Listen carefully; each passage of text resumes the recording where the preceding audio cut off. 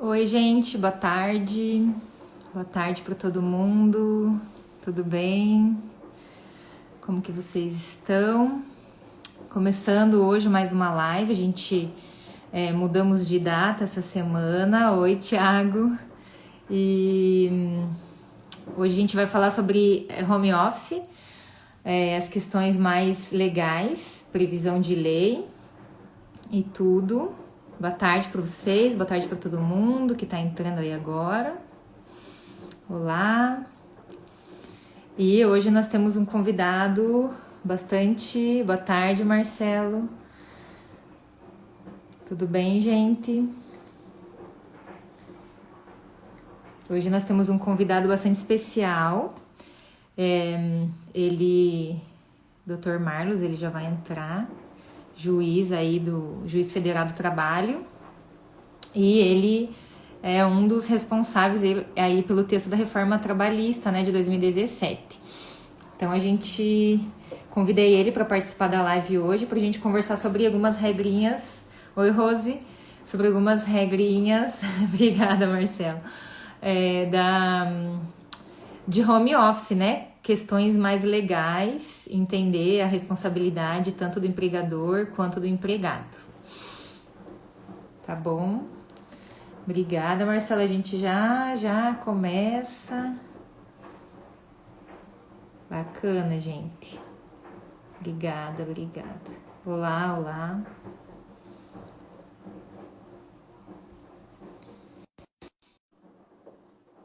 Dr. Marlos já está entrando aqui, inclusive. Oi, Dr. Marlos, tudo bem? Olá, doutora Paola, tudo bem? Boa tarde a todos. Boa tarde. É uma super honra tê-lo aqui hoje. Quero agradecer desde já por você ter aceitado participar dessa live e a gente poder tirar dúvidas aí relacionadas ao home office, apesar de que muitas empresas estão deixando, né, o home office, muitos trabalhadores estão deixando nesse momento, mas a gente tem ainda, saiu ontem uma pesquisa que a gente tem 52% mais ou menos dos trabalhadores que continuam nesse formato, e muitas empresas viram que funciona, né? O home office funciona, apesar de que a gente vai ver ainda até o final do ano algumas voltarem à atividade normal, mas a gente tendo mais da metade, ou pelo menos metade dos trabalhadores nesse formato, a gente precisa entender melhor essa relação trabalhista, que a gente não tinha, né, nenhuma legislação sobre isso até 2017, quando veio a reforma, e que trouxe ali um pedacinho do texto da CLT referente ao home office. Antes da gente começar, eu tenho aqui uma pancada de perguntas para te passar. Eu quero que você se apresente aí para todo mundo, apesar que eu acho que grande parte já te conhece aqui. Eu tenho muitos alunos que estão aqui e eu sempre falo da reforma e eu comento sobre os seus livros também. Então, vou deixar você se apresentar aí para o pessoal. Professora, muito obrigado. É uma honra estar aqui no seu canal, conversando com seus parceiros de caminhada. Eu comecei a trabalhar com 14 anos de idade numa pequena tornearia mecânica do bairro do Boqueirão, em Curitiba. Depois, com carteira assinada, logo muito cedo. Depois, eu tive outros empregos.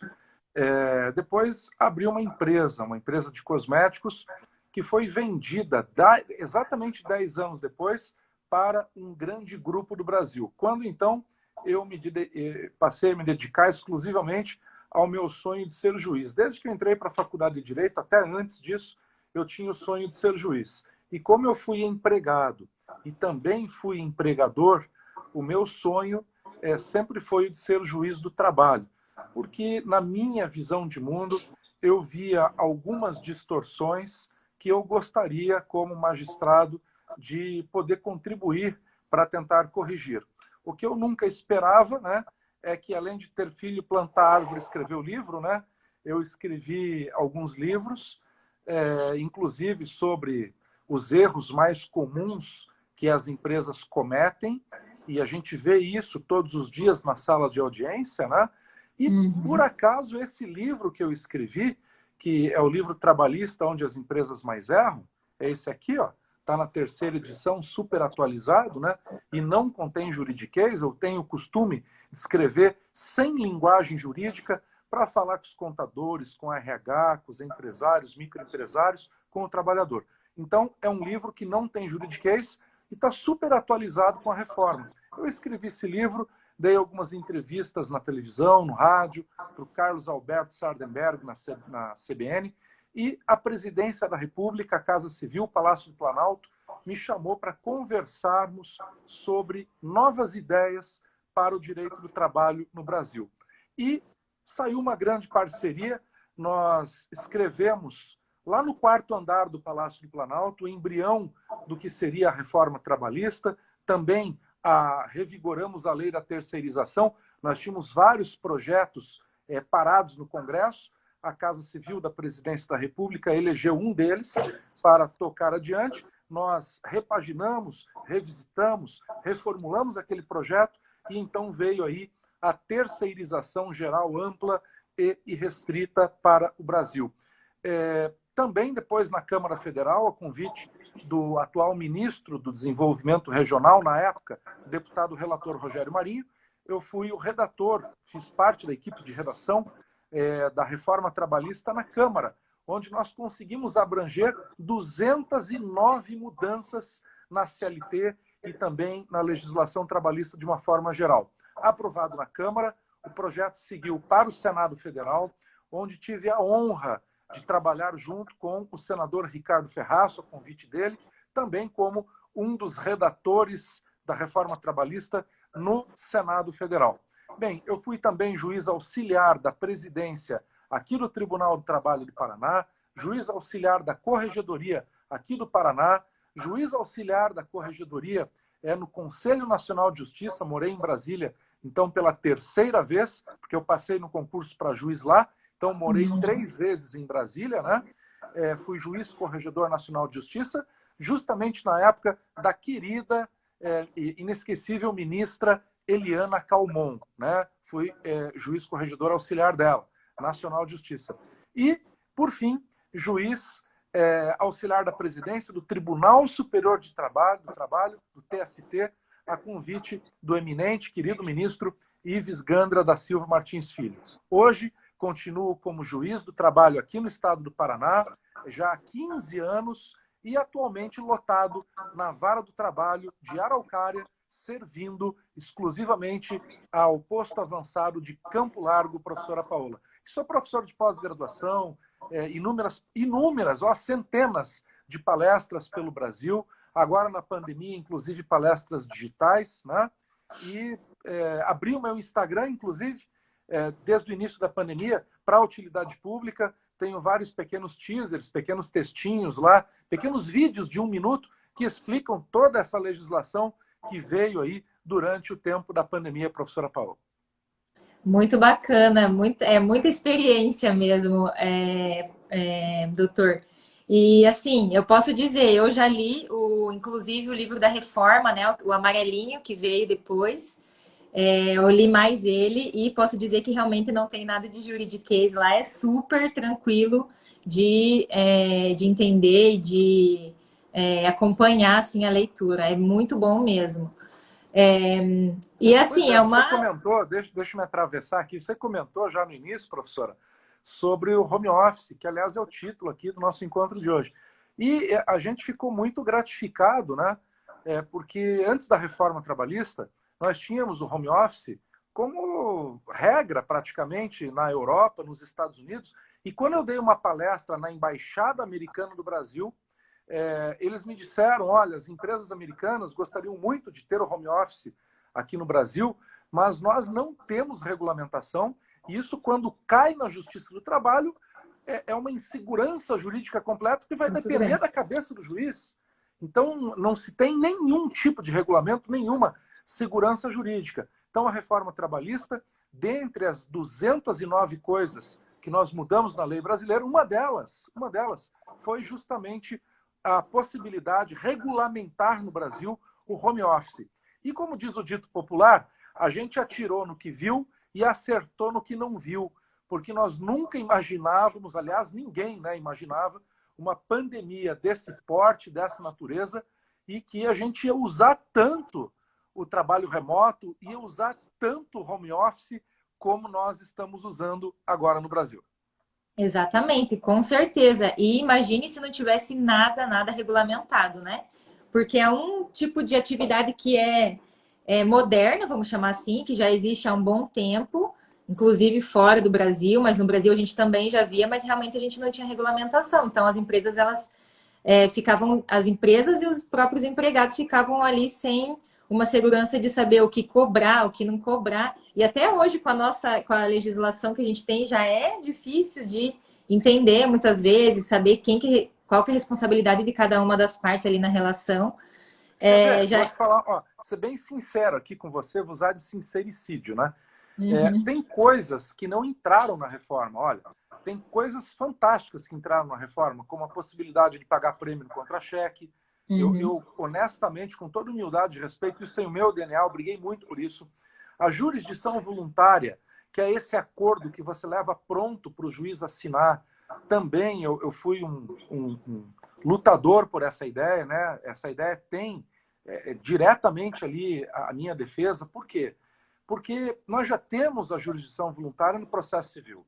Se você uhum. bate seu carro e você se acerta com a parte contrária e vocês redigem um documento e levam para o juiz homologar, o assunto está resolvido, não houve um processo tradicional, houve uma grande economia em relação ao custo Brasil e nós trouxemos isso também para o direito do trabalho. Outra coisa que eu lutei muito e que deu certo foi o distrato, o acordo para sair.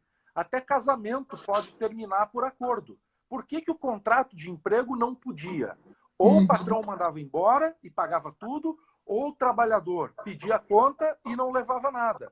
E quando faziam aquele acordo por debaixo dos panos, que estava cheio, de devolver a multa e tal, daí quando a justiça pegava era crime. Quer dizer, não é possível que até no casamento tem questões religiosas envolvidas, né? Intimidade de casal, pode terminar essa união por consenso e um contrato de trabalho não podia. Então, a nossa legislação tinha essas excrescências, né? O advogado poder chutar um valor para a causa. O trabalhador Sim, laborava 6 meses numa empresa, ingressava antes da reforma com uma ação pedindo 60 mil reais. Isso era comum, não era raro, né? Mas tem muitas coisas que eu gostaria que entrassem na reforma que não entraram.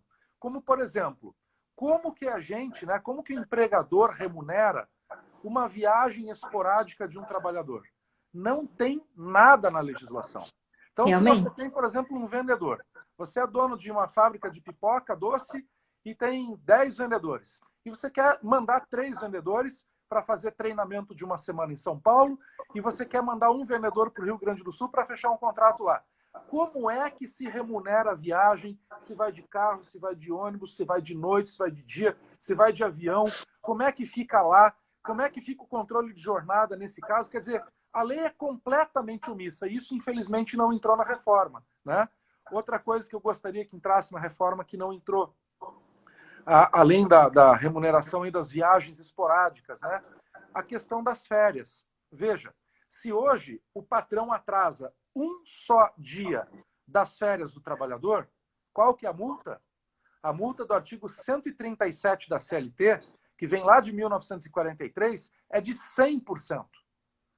Eu Um não estou salário. dizendo aqui que nós não devemos punir quem atrasa o pagamento das férias. Mas cá para nós aqui.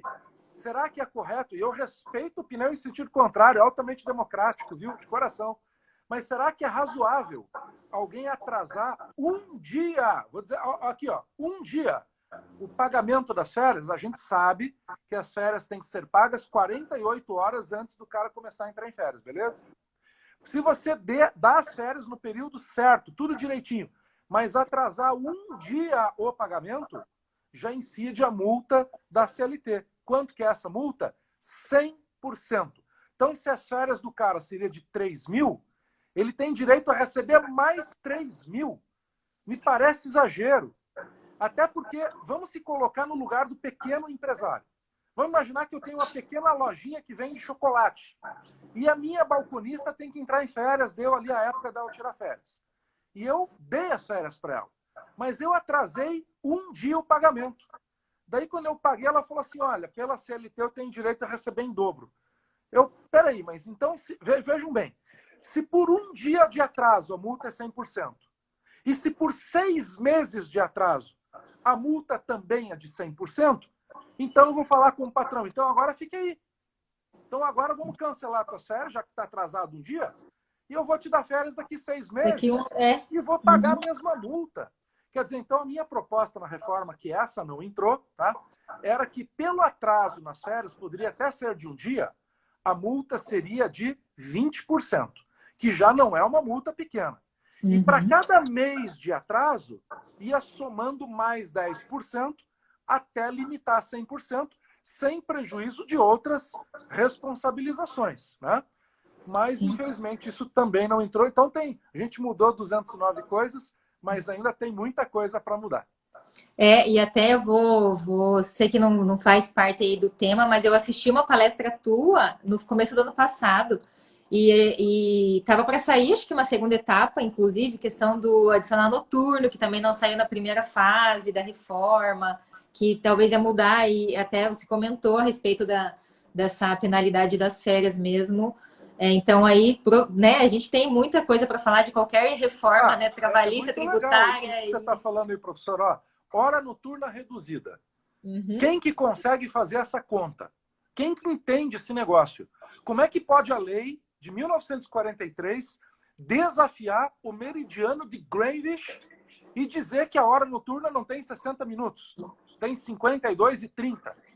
Então, isso é uma coisa que não tem cabimento, né? Seria muito mais prático dizer, olha, a hora noturna é a hora do relógio, é a hora do mundo, é a hora de todo mundo, tem 60 minutos. Só que você, por trabalhar esse tempo, você não vai ganhar só 20% de adicional. Então, a gente aumentaria, era a minha proposta, aumentar o adicional noturno em 5% e deixar a hora com 60 minutos. Olha, com todo mundo que trabalha em loja de conveniência, 2 da manhã, de posto de gasolina, com todos os vigilantes que eu conversei, mas não tem um, tá? E eu não me identificava como juiz. Eu estava de bermuda, chinela havaiana e perguntava para a pessoa no caixa ali do posto da loja de conveniência ou o vigilante, né? Você não preferia que a tua hora tivesse 60 minutos e o adicional, ao invés de ser 20, fosse 25%? Todo mundo concordou. Mas isso ainda não entrou na lei trabalhista, né? Então, tem mais coisa ainda para mudar e, se Deus quiser, a gente vai modernizando a nossa lei. Com certeza, realmente a lei era muito antiga e não trazia nada de moderno aí com relação às relações que a gente tem hoje. Falando de home office, então, doutor, Vamos lá. Vamos lá, né? Vamos começar. Eu estava fazendo uma pesquisa, então eu vi a pesquisa que saiu ontem, né? Que a gente, na época de pandemia, a gente estava com 71% dos trabalhadores em home office. Esse número caiu para 52%. E tem uma pesquisa que 94% das empresas brasileiras, elas afirmam que elas atingiram ou elas superaram as expectativas do trabalho em home office. Então, grande parte delas, elas colocam aqui como 70% mais ou menos, tendem a ou fazer parcial home office ou manter o home office para os trabalhadores, até porque dependendo ali da empresa, vai gerar uma economia para ela, porque vai devolver prédios alugados e tudo mais. Então, minha primeira pergunta, né? E pessoal, fiquem à vontade também para mandar pergunta aqui para gente. Seria com relação a formalização do home office, né? A gente, por exemplo, eu já tinha uma atividade em ambiente da empresa, passei a trabalhar em home office. Como que a gente pode formalizar isso? Ou durante o contrato de trabalho vigente ou num novo contrato de trabalho? Bom, então vamos lá. A reforma trabalhista regulamentou home office e para você fazer isso, basta fazer ou um termo de adesão para o trabalhador que quiser e a empresa permitir que ele trabalhe em casa, um termo de adesão, o trabalhador adere ao trabalho em home office, né? E isso acaba virando um aditivo no contrato de trabalho atual que ele tem, tá? Ele pode trabalhar em casa. Outra formalidade que também existe, tá? Que deve ser observada, é que a empresa ou o empregador é obrigado pela nova lei trabalhista, né? Pela reforma, a dar um treinamento de segurança do trabalho e ergonomia para esse trabalhador. Por quê? Porque a casa, a residência, diz a Constituição Federal, é o asilo inviolável da pessoa. Ninguém pode entrar na casa salvo com mandado judicial e durante o dia. Então, a Constituição Federal é muito clara. A nossa casa é o nosso asilo inviolável, né? Diz a história que lá na Inglaterra, nem mesmo a rainha da Inglaterra poderia entrar na casa de um polonês ou de um agricultor ou de alguém que trabalhasse na lavoura, né? Tem até uma história que conta isso. Ninguém entra na casa de ninguém, salvo com mandado judicial e durante o dia. Então, como a fiscalização do trabalho poderia fiscalizar o mobiliário desse trabalhador ou coisa assim. Então, a reforma trabalhista preconizou que, para trabalhar em casa, a empresa é obrigada a dar um treinamento de ergonomia e segurança do trabalho para aquele que vai laborar em casa. E, fazendo isso, a empresa estaria isenta de qualquer doença ocupacional ou acidente de trabalho que acontecesse dentro da casa do trabalhador. Olha, eu vou ser bem sincero, tá? Somos adultos. Todo mundo sabe, ou deveria saber, e se não sabe, a empresa é obrigada a dar o treinamento, que se você está trabalhando em casa, ou na empresa, ou em qualquer lugar, para digitar, você tem que digitar com a coluna reta, sentado, e com o braço confortável, apoiado. São coisas elementares, né? Que você tem que fazer exercícios de vez em quando, com o pulso, com a nuca, até mesmo com os pés, tá? Hoje já existem até exercício para os olhos, para o músculo ocular, para quem trabalha muito no computador. Então, um treinamento de ergonomia viria a suprir essa necessidade de treinamento do trabalhador. Agora, se em casa o trabalhador adulto, sabendo dos riscos, conscientemente, né, vai trabalhar com o laptop no sofá, deitado, jogado, com o pé para cima, com uma bacia de pipoca do lado e o cachorro do lado em cima do sofá, aí vai fazer o quê? Né? Então, vejam bem, trabalhar em casa, a gente vê, pelo menos o legislador viu na época, tem um grande peso de vantagem para o trabalhador. Ele não precisa se deslocar para o trabalho, ele não corre risco de se deslocar para o trabalho. Sim, tem risco. Você pega um ônibus, espera o ônibus, olha, infelizmente, você pode ser assaltado, você pode ser roubado, você pode ser sequestrado, você pode sofrer violência sexual. Essa é a realidade, né? Infelizmente, para quem usa o transporte coletivo. Então, o fato do trabalhador ficar em casa, no conforto da casa dele, evita deslocamentos, evita riscos, evita chuva, intempérie, geada, até ameaça de neve, né? Tá no conforto da casa dele. Esse é o bônus. Agora, o ônus é que ele também tem que se policiar em relação à ergonomia dele, se ele teve o treinamento adequado. É o que eu disse. Não adianta a mãe e o pai dizer, olha, filho, não mexa com drogas. Droga é um caminho sem volta. Uma vez que você se envolve com as pessoas erradas, uma vez que você experimenta, é um caminho sem volta. Aí o trabalhador tem o treinamento. Olha, você tem que trabalhar sentado, tem que trabalhar com os braços apoiados. E ele trabalha no puff, trabalha jogado no chão, também daí não tem o que fazer. Né? Então, a empresa é obrigada a dar esse treinamento, e não só obrigada a dar, hein? A gente vê isso todo dia. Isso aqui é onde as empresas mais erram, de não ter como provar depois. Então, Era isso que eu ia perguntar. Tem que sair um certificado, tem que ter o dia, a hora, a carga horária, tudo anotadinho para depois poder provar isso na justiça. Aí o trabalhador pode trabalhar em casa. Entendi. Nesse sentido, então, a gente foi lá, teve o treinamento. Bom, antes de falar disso, né?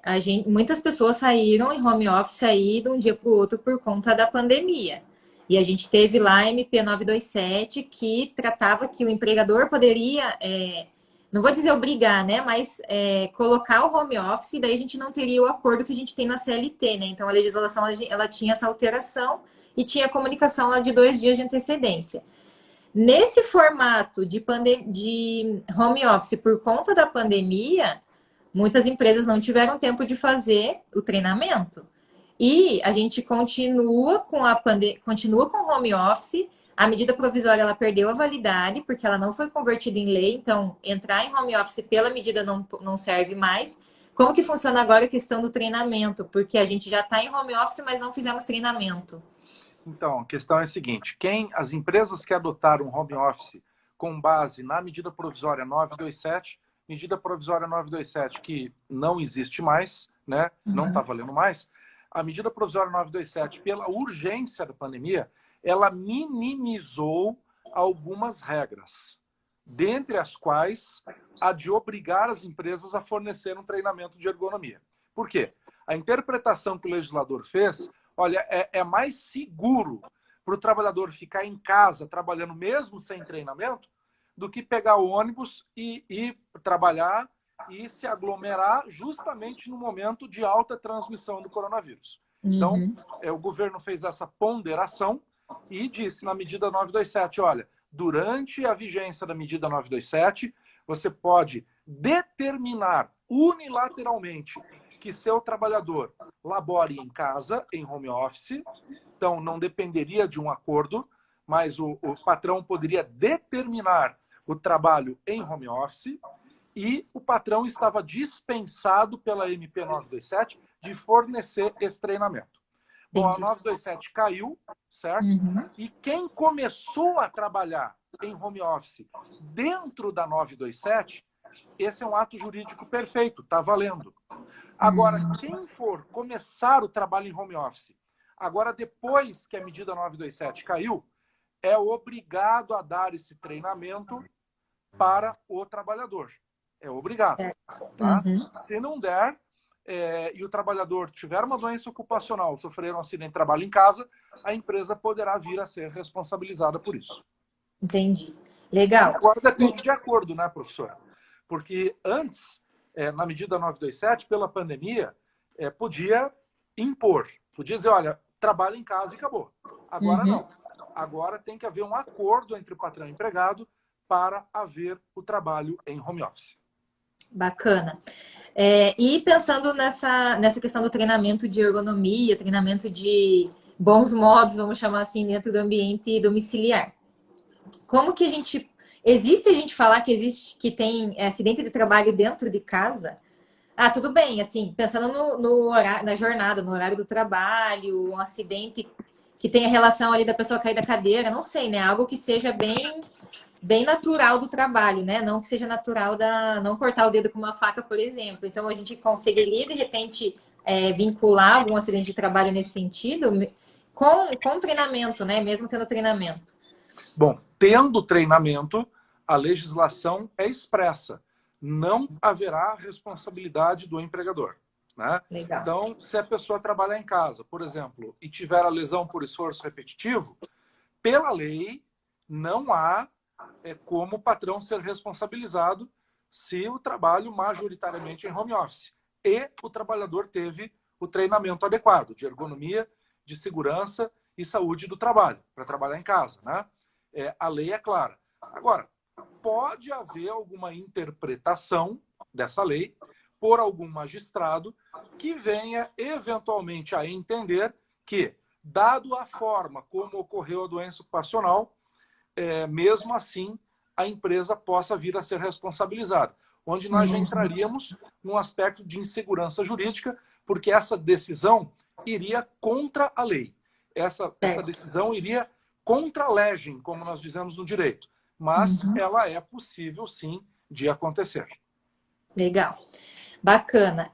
O Marcelo ele fez um comentário aqui que eu acho que eu vou encaixar uma pergunta nisso. Ele colocou nesse sentido que a gente estava falando, né, da formalização. Ele falou se o gestor ele pode estipular metas e controlar as atividades dentro, de alguma forma, dentro da lei no teletrabalho. E aí eu complemento essa pergunta dele considerando o controle da jornada de trabalho. O cara no teletrabalho, eu preciso controlar a jornada, eu, empregador. Se sim, como devo controlar ou se eu não preciso controlar essa jornada, né? E de que forma que eu poderia colocar isso dentro de um contrato de trabalho? Professora, vamos começar assim. A reforma trabalhista expressamente prevê na nova CLT que o trabalho home office ele não dá direito a horas extras. Então, o trabalho em casa não gera precipuamente direito a hora extra nem a intervalo intrajornada. A teleologia, ou seja, a intenção do legislador nesse caso, foi a seguinte. Nesse exemplo que eu vou dar aqui agora, pessoal, olha que fácil. Olha, professora, eu preciso que você que está trabalhando em casa, professora Paola, me entregue 7 relatórios e 4 diários de classe até fora essa sexta-feira na outra. Uhum. Então, eu te dei a atividade para você fazer em casa, remunerada para isso, você é contratada, carteira assinada, home office, e eu te dei lá, sei lá, X relatórios e X diários de classe para me entregar aqui na instituição até fora essa sexta na outra. Ora, se você vai fazer esse trabalho de manhã, de tarde, de noite, de madrugada, é um problema seu.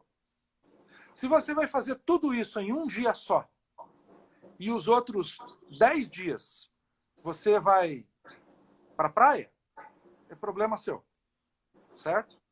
Por quê? Uhum. Porque não pode haver controle de jornada no home office, mas sim o repasse de atividades. Então, veja, quando o patrão repassa metas a serem cumpridas, ele não está controlando jornada. Ele está Uhum. querendo resultado. Tá? Certo. Claro que se essa meta for muito fora do normal, nós até poderemos avaliar isso. Uhum. Agora, meta na vida todo mundo tem que ter. Meta todo mundo tem que ter. Veja, nós juízes, perante o Conselho Nacional de Justiça, temos metas a cumprir, que estão no papel. Né? O sujeito começa a namorar uma menina. Qual que é a meta dele?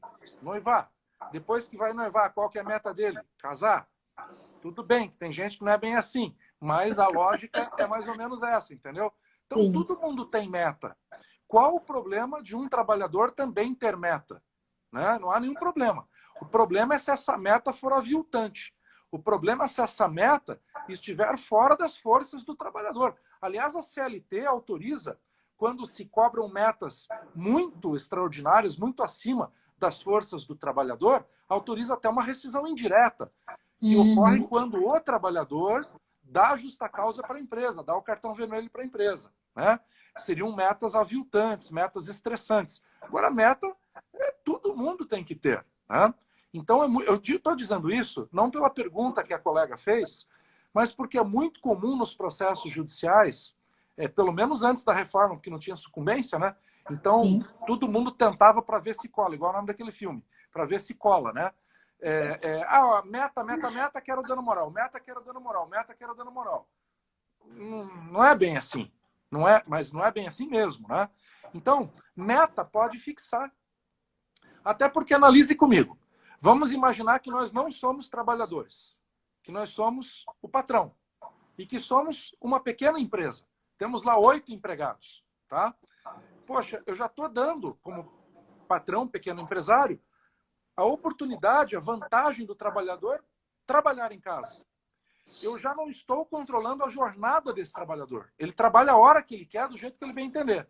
Mas eu tenho que fixar uma meta para ele. Olha, você precisa me entregar 4 relatórios por dia. Ou você precisa me entregar X vendas por semana. Ou X vendas por mês. Né? Então, veja, se isso for razoável, isso que eu quero dizer, é absolutamente normal e necessário, né, para a saúde da própria empresa. Porque se a empresa for mal de saúde, ela vai dispensar, ela vai mandar o cara embora. Então, tem que haver uma razoabilidade nisso. Né? Então, se a empresa, agora prestem atenção, que eu vou mudar o rumo da prosa, se a empresa estabelecer no home office qualquer tipo de controle de jornada, e olha, essa pergunta ela está aparecendo em todas as apresentações que eu faço. É muito interessante. Tá? Por quê? Porque isso está acontecendo muito. Uhum. Então, se a empresa adotar algum tipo efetivo de controle de jornada, daí nós temos controle de jornada, mesmo que a pessoa esteja em home office.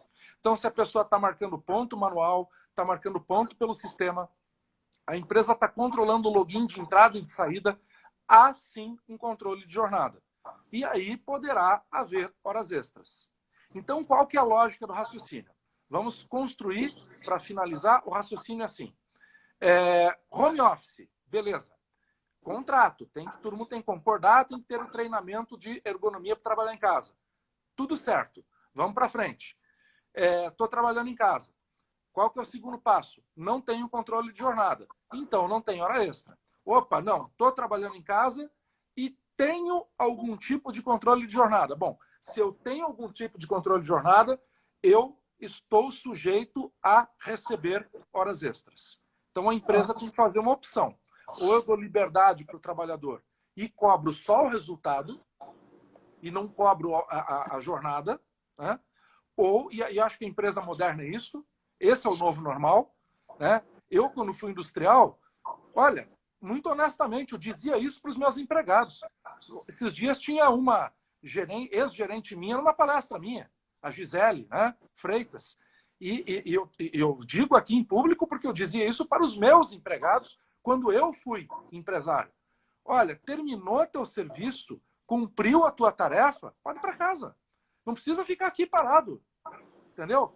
Se tinha aquela meta diária de, por exemplo, vender 30, ligar para 30 clientes e fechar 15 vendas. Fechou tuas 15 vendas, quer ir para casa, quer ir buscar o filho na creche, quer ir para academia, quer ir tomar um suco de laranja ali. Pode ir.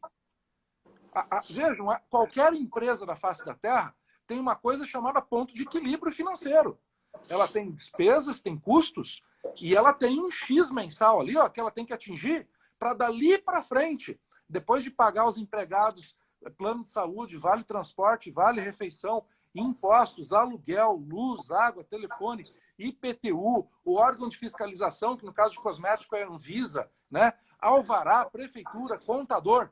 Opa, a partir dali, fornecedor, pote, matéria-prima, a partir dali, mídia, a partir dali é o meu lucro. Então, se eu atingir o ponto de equilíbrio e já estou tendo lucro, eu, como empresário, eu dizia para... Mas é verdade isso, eu dizia, olha, moça, você já terminou, já cumpriu a tua meta hoje? Era 3 da tarde. Ela saía às 6. Ah, Marlos, poxa, hoje eu tenho que pegar meu filho. Pode ir. Terminou teu serviço? Pode ir. E era assim. Então, eu acho que isso é uma maturidade. Aí vocês me perguntam, mas tem essa maturidade no Brasil? Eu até acho, acredito, que nós melhoramos muito na última década. Mas, infelizmente, vou ser sincero aqui, tá? O Brasil, os nossos empresários e mesmo os nossos trabalhadores ainda não chegamos num grau de maturidade, majoritariamente, da maioria de todos, para a gente poder fazer isso. Agora, é muito bacana poder fazer isso, mas nós ainda não temos... Por exemplo, esses dias me perguntaram, você é a favor do fim da Justiça do Trabalho? Eu sou juiz do trabalho. Você é a favor do fim da Justiça do Trabalho? Olha, a Justiça do Trabalho tem um custo altíssimo por ano, né? Por que não fica tudo lá na Justiça Federal? Porque ainda não temos maturidade. Antes da reforma trabalhista, nós tínhamos 5 milhões de ações trabalhistas novas por ano. É muita coisa. É um absurdo. Depois da reforma, isso caiu para 2 milhões e 800, 3 milhões. E agora, depois da reforma, a maioria das ações dos trabalhadores são legítimas, são sinceras. Então, 3 milhões de ações, para arredondar para cima aí, ainda é muita coisa. Ainda é muita violação de direito. Então, nem pensar, pelo menos nesse momento histórico, de fim de justiça do trabalho. Não é por aí. Sim, com certeza. E você estava falando em relação à questão do ponto, e eu estava pensando exatamente isso. A gente não tem maturidade e a gente sempre foi... os empresários sempre foram muito resistentes. A gente tem uma cultura aqui que o patrão tem que estar olhando para o empregado trabalhar para daí ele cumprir sua jornada. Além disso, a gente tem uma questão legal também, que as empresas, vamos dizer que a gente tem uma jornada híbrida, né? Que é parte empresa, parte home office. E quando a empresa tem mais de 20 trabalhadores, a gente tem que ter uma marcação de jornada de alguma forma, seja pelo celular, seja manual. Então, vamos dizer, 3 dias no escritório, 2 dias em casa. Teoricamente, a gente teria que bater o ponto em casa, nesse caso de Não, jornada dupla, ou aí não não, aí que precisaria porque a tá. gente tem o acordo? Não, a sua dúvida é altamente pertinente porque ela é uma dúvida de raciocínio lógico, tá? Mas veja, qualquer empresa que tenha mais de 20 empregados, isso até mudou agora pela lei da liberdade econômica, né? Porque antes era Sim, 10, agora são antes era 20, 10. Uhum. para ter a obrigação de controle de ponto. Mas vejam bem, a lei sempre foi assim. Agora são 20, antes eram 10, perfeito. Só que o que eu tenho a lhes dizer? Mesmo que a empresa tivesse mais que 10 empregados, ela não era obrigada a ter o controle de ponto dos trabalhadores lá do artigo 62, ou seja, do trabalho externo. Uhum. Assim como também não é obrigado a ter controle de ponto, aliás, em tese, não deve ter controle de ponto, dos trabalhadores que estão em home office. Vamos imaginar que trabalhar dentro da empresa é a regra e trabalhar fora da empresa é a exceção.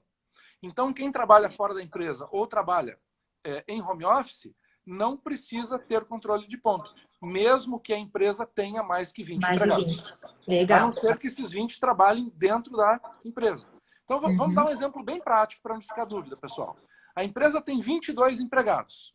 Opa, ela, pela lei, é obrigada a ter controle de ponto. Beleza. Só que ela tem 5 trabalhadores que laboram em casa. Então, vamos lá, 22 menos 5. A professora e a contadora faz conta mais rápida que eu, né? 17. 17, né? Não vamos dar uma de Dilma aqui, né? Que menos tanto é tanto, é tanto, tem um medo disso que Deus do céu, né? É. Mas dá 17. Opa, tenho 17, então não preciso ter controle de ponto? Não, pessoal, não é assim, tá? Não é assim. Se eu tenho 20, eu tenho que ter, de 20 para mais, eu tenho que ter controle de ponto. Mas para aqueles que estão em trabalho externo ou que estão em home office, eu não preciso ter controle de ponto, porque eles são uma exceção à regra geral, tá bom? Legal. E eu quero fazer um breve comentário rapidinho aqui sobre o trabalho externo também. Trabalho externo não tem nada a ver com home office, tá? Home office é uma coisa, está previsto na CLT em um lugar, e o trabalho externo está lá no artigo 62, é outra coisa, tá? Uhum. Eu, como juiz, já tenho dito isso desde o dia que eu escrevi o meu livro aqui, ó, tá? Esse aqui, Onde as Empresas Mais Erram, que é o seguinte, cada dia está mais difícil da empresa justificar que o trabalho do cara é externo. Porque o que pressupõe o trabalho externo? Que não tem controle de jornada. Mas hoje, quando o cara vai com caminhão para a rua, com carro para fazer entrega, por um aplicativo, pelo celular, eu posso saber exatamente onde ele está. Então, está cada vez mais difícil, na prática, de sustentar que aquela atividade de entrega na rua é um trabalho externo e está isento de controle de jornada, entenderam? Veja, o home office é trabalho em casa. Esse a lei diz que não tem hora extra desde que não tenha controle de jornada. Beleza, tá claro. Agora, o trabalho externo, aquele que é feito na rua, tá? Ele é permissível pela CLT. Pode não querer pagar hora extra para o cara se ele não tem controle de jornada. Mas está cada dia mais difícil de sustentar em juízo a ausência de controle desse trabalho externo, tá? E eu não estou me referindo ao home office, deixando bem claro, mas trabalho externo, de moto, de carro, de bicicleta. Por quê? Porque hoje em dia é muito fácil de controlar onde o cara está.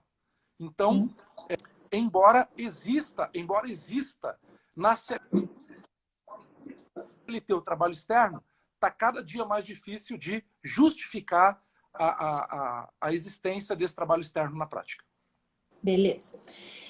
A Rose, ela fez uma pergunta aqui e eu até vou emendar em uma outra que eu tenho. Ela falou assim, olha, a empresa, por exemplo, quando deu home office, né, na época lá da pandemia, obrigou os funcionários a comprar, aumentar a banda larga de casa e comprar uma cadeira melhor para fins de ergonomia.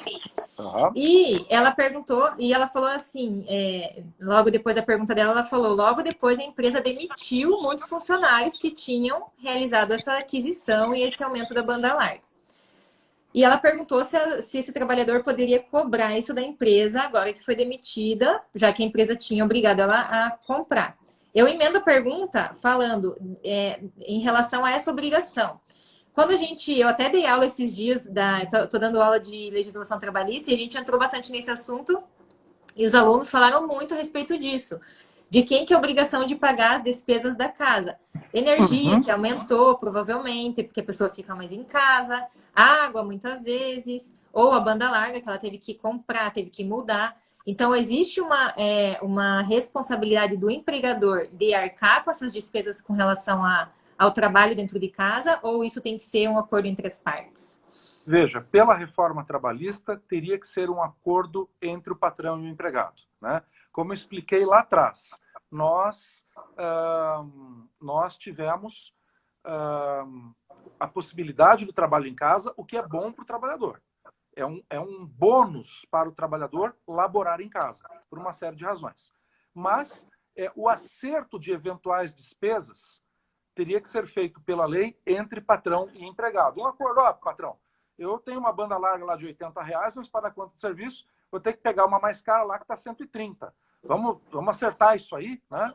Então, veja, quando nós escrevemos a reforma trabalhista no Palácio do Planalto, na Câmara e no Senado, a equipe de redação pensou muito, nós discutimos isso abertamente e dissemos assim, nós vamos escrever uma lei pensando em cercar a má-fé, e aí nós não teríamos só 209 artigos novos, nós teríamos 1.000, e provavelmente não conseguiríamos cercar a má-fé, porque a criatividade não tem limites, tá?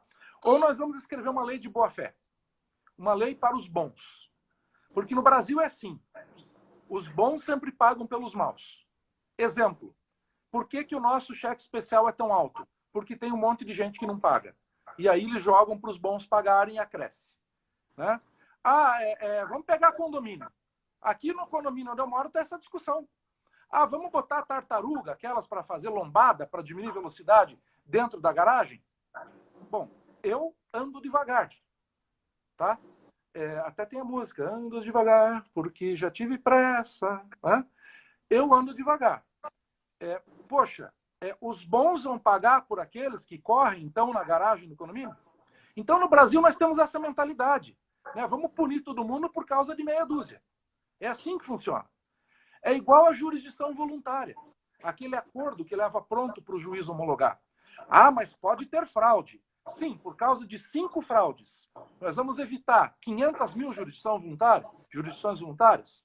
É melhor a gente punir quem faz errado do que punir todo mundo, os bons. Tá? Então, tem que acabar com isso no Brasil.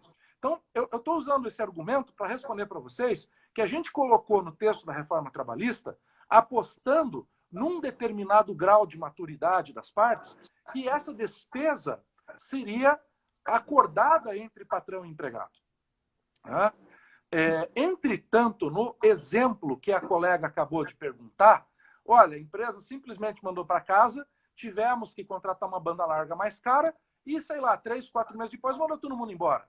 Nesse caso, eu, como magistrado, entendo que houve uma cláusula chamada no direito romano que está presente em todos os contratos que nós realizamos. Seja contrato de locação, um contrato cível e, inclusive, contrato de trabalho, que é, perdão aqui pelo juridiquês, a cláusula rebus sic stantibus, que não é bem a teoria da imprevisão, porque alguns traduzem a cláusula rebus sic stantibus como teoria da imprevisão, mas elas são diferentes. E o que é essa cláusula em latim aqui que eu acabei de mencionar, né? Quando ocorre uma onerosidade excessiva para uma das partes, não compensada devidamente pela outra. Resumindo, há um desequilíbrio contratual e, havendo desequilíbrio contratual, o juiz pode corrigir isso depois, tá? Olha, você mandou a pessoa para casa, ela teve que se virar lá com uma infraestrutura, poxa, ela investiu lá, vamos imaginar num mobiliário, de repente, dependendo, uma arquiteta precisou comprar um software importante ou até um laptop que a empresa não deu, 3 meses depois mandou embora, né? Então tem que haver uma ponderação, tem que haver um equilíbrio e, havendo desequilíbrio do contrato, seja na vara da família, seja na vara civil e seja na vara do trabalho, o juiz está apto a corrigir esse eventual desequilíbrio contratual, tá? Eu vou gastar mais um pouquinho de juridiquês, eu sei que o nosso tempo está indo, mas no contrato de emprego existem duas cláusulas que as pessoas não sabem, mas que no mundo jurídico a gente sabe, que é a comutatividade e a cláusula de sinalagma. Meu Deus, quanto juridiquês, né? A comutatividade significa eu ganho um salário X para entregar Y. Pronto. E a cláusula do sinalagma, que a gente fala que o contrato de trabalho é sinalagmático, significa dizer que tem que haver um equilíbrio entre essa comutatividade, o que eu ofereço e o que eu recebo. Ora, quando a comutatividade e o sinalagma são desequilibrados, como nesse exemplo que acabou de ser dado, o juiz pode corrigir isso sim para reequilibrar essa relação mesmo que a posteriori, tá? Mas eu Legal. oriento que antes das partes ingressarem com uma ação, né, procura o ex-patrão e fala, olha, eu fui mandado embora, beleza, paciência, não tem o que fazer, mandaram embora, mas eu tive uma despesa lá. Não entendo que seja justa e eu gostaria de receber uma indenização, sei lá, que cada caso é um caso, de R$ 2.500. A minha despesa foi de 5, mas como o laptop vai ficar para mim, a internet e tal, pelo menos 2.500 eu penso que é justo eu receber. E o patrão vai te ouvir. No mínimo vai te ouvir, né? O não você já tem. Aí se você conseguir chegar num acordo, ótimo, excelente. É rápido, é prático. Agora, se ele não concordar, não, eu não vou pagar nada. Aí você fala, bom, então eu vou ter que procurar os meus direitos, e aí sim você vai para a justiça. Ótimo, muito bom. Na verdade, eu não conhecia também todos esses termos aí e possibilidades, muito legal. A gente realmente está com o tempo aí curto, mas eu quero te fazer uma pergunta que o Darlan mandou aqui. Ele falou o seguinte: a empresa pode cancelar os benefícios para os funcionários que passaram a trabalhar em home office? Vale Não transporte, pode. que vale refeição e etc. Darlan, boa tarde. Não pode cancelar os benefícios. Somente o Vale Transporte. Por quê? Porque o Vale Transporte, a lei do Vale Transporte, ela é expressa. Você só tem direito a receber Vale Transporte se você for de casa para o trabalho, trabalho para casa, usando o transporte público. Ponto. É isso que diz a lei. Só que você também não vai ter o desconto do Vale Transporte de 6% sobre o seu salário base no contra-cheque. Outros benefícios, como Vale Refeição, plano de saúde, vale farmácia, vale mercado, tudo isso tem que continuar sendo pago. Vale alimentação, todos os benefícios têm que continuar sendo pagos, tá? Eu até também estou recebendo perguntas aqui no meu WhatsApp e, professora, o pessoal me perguntou onde que compra e quanto que custa o livro, tá? Olha, chegou aqui agora. O livro está em todas as livrarias do Brasil. Está na Curitiba, na Saraiva, na Amazon, na Americanas.com. Está no site da editora. Quem quiser, manda um direct para mim no Instagram, tá? Que eu consigo, com preço de editora, mando autografado para você e sem frete. Correio entrega na sua casa e com preço de editora. É só mandar um direct no meu Instagram, @marlosmelec, tá? Que eu mando esse livro aqui, ó, para casa de vocês. A última edição, a terceira, né? Ó, terceira edição, revista e ampliada. O livro tem quase 300 páginas. E para vocês terem ideia da linguagem, tem uma coisa na página 59, vou mostrar bem rapidinho, que é muito legal. Olha, quem que é contador que está assistindo a gente? Quem que é advogado, empresário há mais de um ano, né? E não ouviu uma frase como essa daqui? Deixa eu ver se... Aqui, ó. Eu ajudei esse sujeito, agora ele me põe no pau. Quer dizer, todo dia eu escuto isso na justiça. E nós temos que entender que contrato de trabalho é um contrato, não é caridade. Então não tem que ajudar. Quer ajudar? Beleza, é bíblico. Até Deus disse: o que a mão direita dá, a esquerda não deve ver. Agora, Deus não fica falando depois. Cumpra a lei, cumpra a tua parte, e não adianta vir dizer depois: ajudei o cara, agora me põe no pau. Não tem que ajudar. Se ajudou, então agora, ó, fica quieto, né? Inclusive, tá rolando sorteio lá no teu Instagram também do livro, né? Não vai sair começando o mês que vem. Quem quiser, tá lá as regrinhas, né? A gente tá sorteando os 2 livros, um par de livros, e as regras estão lá no meu Instagram, @marlosmelec.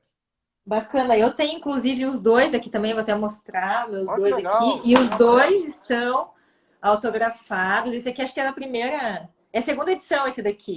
E esse daqui foi da primeira edição, logo que saiu. Também.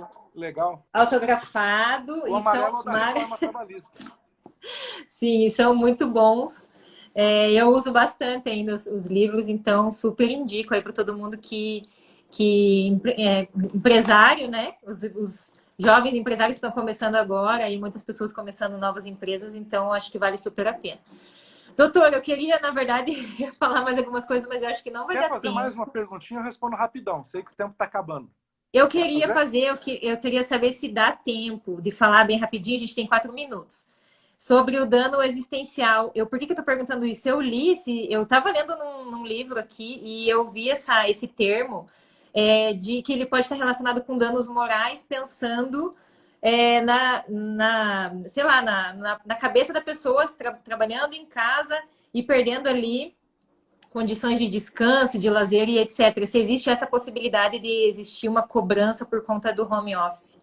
Legal. Olha, a Constituição Federal prevê no artigo 5º, que trata dos nossos direitos e garantias fundamentais, que ninguém será obrigado a fazer ou deixar de fazer alguma coisa, senão em virtude de lei. Lei. Lei. Não existe lei no Brasil que trate desse tema dano existencial. Então, alguns juízes, baseados na doutrina, exclusivamente na doutrina, condenam as empresas por dano existencial. Eu posso reconhecer o mesmo fato, mas condenar por reparação moral, porque reparação moral está na lei, está na própria Constituição Federal. Agora, dano existencial não tem previsão legal. Eu não vejo como o Estado pode compelir alguém, condenar alguém, executar alguém em face de alguma coisa que não está prevista na lei. Tá? Então, para mim, como magistrado, como Estado brasileiro, como representante do Estado, do Poder Judiciário, para mim, Marlos, não falo pelo Judiciário, mas para mim, Marlos, eu só posso condenar alguém que violou o quê? A lei. E não Legal. existe lei que trate de dano existencial. Eu posso até dizer, olha, esse fato de trabalho exaustivo, já condenei muitas empresas por isso, mas por dano moral. E aí o que acontece na prática? Muitos aí no processo pedindo dano moral e existencial. Não. Só existe previsão legal para dano moral e não para dano existencial. Legal. Nossa, muito bom. Muito bom, doutor Marlos. Olha, eu quero agradecer a sua participação, agradecer a sua presença aqui no meu Instagram, agradecer a todo mundo que participou, gente. Espero que tenha ajudado aí. Acredito que, né, com certeza ajudou muitos de nós, com muitas dúvidas que a gente ainda tinha. Só quero te agradecer e vou deixar aí você, né, nas suas palavras finais, doutor. Olha, eu quero dizer para vocês, foi uma honra, professor, estar com vocês aqui. Desculpe a correria, viu que foi uma correria aí, a nossa tratativa, é uma correria mesmo, entendeu? E assim, agradecer a todos, agradecer a professora Paola, não vejo a hora que o Roberto Carlos cante final de ano para acabar 2020 de uma vez, que tá Né, por difícil, favor. né? Acabei de receber a informação que um furacão aqui já atingiu 4, tem nuvem de gafanhoto, tem Covid. Meu Deus, 2020 tá pior que joguinho de videogame, né? Tá Então, desejo a difícil. todos temperança, equilíbrio, fortaleza, as 3 virtudes morais do homem, o convite para conhecerem as nossas obras e me seguirem também lá no Instagram, que nós temos vários textinhos e vídeos rápidos para você conhecer um pouco mais da legislação. Fiquem com Deus, um grande abraço. Muito bom. Obrigada a todo mundo. Tchau, tchau, gente.